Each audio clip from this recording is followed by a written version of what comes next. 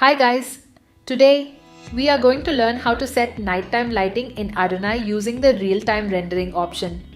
First, go to the public library and navigate to the lighting section. Here, you will find various lighting options to choose from. For this setup, select downlights and place them on the ceiling. To ensure uniform lighting, copy the placed downlight and paste it on the other side of the room as well.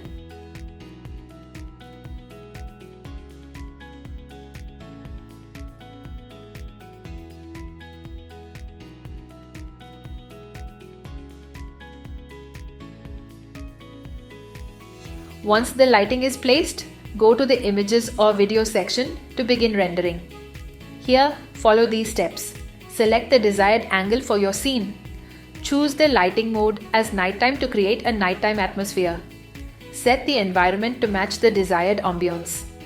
After setting up the lighting and environment, click on the real-time rendering option. This will allow you to preview how the lighting interacts with the scene in real time. Once you activate real-time rendering, you will notice several adjustment options including light options to modify the brightness, color and intensity of the lights, environment options to change the background setting and overall scene mood, material options to alter surface textures and reflectivity for a more realistic effect. For fine-tuning the lighting, switch to 2D mode and select the lights. Here, you can adjust the intensity of each light source to achieve the perfect balance of brightness and shadow.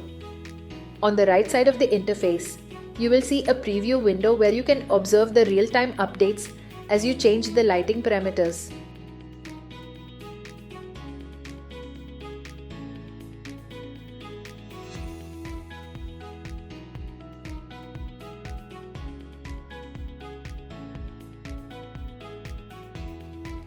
If you need to replicate the lighting setup across the project, use the duplicate option to copy the settings efficiently. Once you're satisfied with the lighting adjustments, click on Save Template to preserve the lighting setup for future use.